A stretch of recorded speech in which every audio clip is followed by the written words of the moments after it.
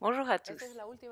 Nous voici arrivés à la conclusion de la session du SMOOC pas à pas, les ingrédients d'un SMOOC, méthodologie, pédagogie et acteurs. Pendant cette session, nous essayons de répondre à la question « Comment composer un SMOOC ?» Nous avons abordé un nombre de points importants. Nous avons commencé par les caractéristiques pédagogiques d'un SMOOC, puis nous avons parlé des acteurs et des rôles qu'ils jouent dans le contexte d'un SMOOC. Maintenant, la première chose à prendre en compte sont les objectifs ou les intentions du projet ECO. Les objectifs doivent être d'abord définis de manière générale, puis nous devons les examiner de manière plus détaillée pour chaque module et au niveau du contenu. Les objectifs doivent être cohérents, réalistes par rapport au sujet traité dans le cours, décrits de manière simple et claire, en prenant en compte les différents niveaux et profils des participants. Nous devons prendre en compte le fait qu'en plus des objectifs du cours, les participants ont leur propre motivation et leurs intérêts peuvent évoluer durant le cours. C'est pourquoi le contenu, les ressources, les activités et les évaluations doivent offrir différentes possibilités de participation et de réalisation pour permettre la reconnaissance des efforts de chacun des participants étape par étape. Les contenus. Quand nous parlons de contenu, nous décrivons tout ce que nous enseignons. Des critères peuvent nous aider pour sélectionner et définir ces contenus.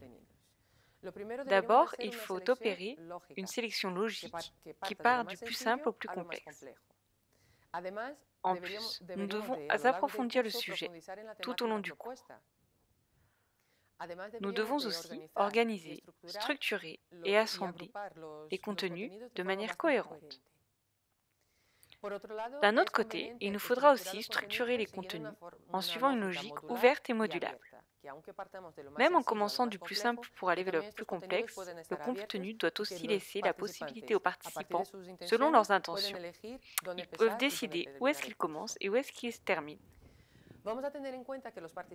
N'oublions pas que les participants s'inscrivent avec des objectifs et des intérêts différents et que nous pouvons régulièrement mettre à jour le cours en incorporant de nouvelles ressources, en adaptant ce que nous avons et même en modifiant le contenu selon les attentes des participants.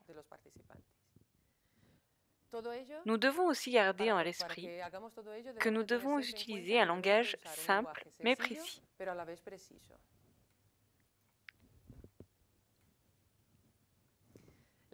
Les activités du SMOOC sont essentielles. Nous devons accorder suffisamment de temps pour y penser et les proposer. D'un côté, c'est un moyen pour le participant d'évaluer ses connaissances et de l'autre côté, c'est une façon de tester les pratiques, les contenus sur lesquels nous travaillons. Dans la mesure du possible, ces activités doivent être contextualisées. Ces activités doivent pouvoir s'associer à l'environnement personnel ou professionnel des participants. Les activités doivent aussi être accessibles à différents niveaux de difficulté et offrir différents objectifs à réaliser. Enfin, nous devons offrir un panel diversifié d'activités. Par exemple, des tests, des évaluations par les pairs, des activités gamifiées, des activités collaboratives. Ces exercices doivent rester attractifs en tenant compte du temps et des ressources des participants. Il vaut mieux proposer un panachage d'activités plutôt que des activités trop courtes ou trop longues. Il est aussi plus profitable d'offrir plusieurs ressources pour le participant afin d'évaluer son niveau de connaissance.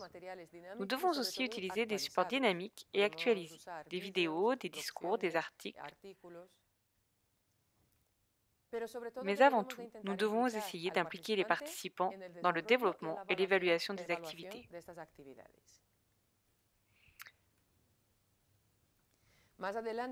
Dans une autre session, nous aborderons le thème de la sélection, de l'usage et la création de vos propres ressources. Pour le moment, gardons à l'esprit que nous devons offrir une sélection de ressources variées.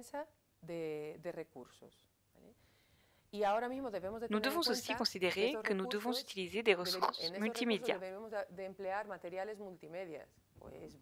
Des vidéos, des animations, de l'audio et des textes. Nous devons utiliser tous ces supports en adéquation avec le thème spécifique du cours. Les supports doivent être à jour pour permettre à chacun d'explorer de nouvelles pistes et perspectives. Attention cependant à ne pas utiliser les supports multimédia pour leur aspect sensationnaliste.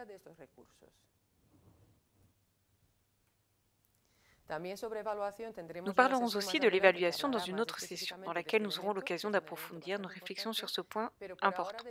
Pour l'instant, gardons à l'esprit que les évaluations permettent dans un sens de mesurer les progrès des participants, mais aussi à mettre en avant les informations les plus importantes du cours. Les évaluations doivent à la fois encourager la pratique et également s'adapter au contexte d'apprentissage des participants et qui reflèteront leurs expériences personnelles et professionnelles. Par ce biais, nous pouvons favoriser des échanges constructifs entre participants. Nous pouvons les encourager à créer et partager leurs propres ressources et aussi à réinvestir les connaissances acquises pendant le MOOC. Il faut bien garder à l'esprit que dans l'environnement éco, les activités collaboratives sont essentielles, notamment car notre but est de promouvoir et d'accueillir une communauté autour de la pratique et de la pédagogie active, qui sera effective pendant et après le MOOC. N'oubliez pas, le succès d'un SMOOC se mesure par rapport à ses objectifs, à l'intérêt et à la satisfaction des participants, et non pas aux résultats préétablis. Maintenant, à vous de jouer. Il est temps de mettre en pratique tout ce que nous avons appris. Nous vous invitons à revoir les différentes activités qui vous ont été proposées durant cette session. Une fois fini, vous pourrez penser à la scénarisation de votre propre SMOOC. Merci de votre attention. Nous vous attendons sur les forums pour partager vos expériences et continuer à avancer ensemble pour construire nos connaissances de manière collaborative. Merci.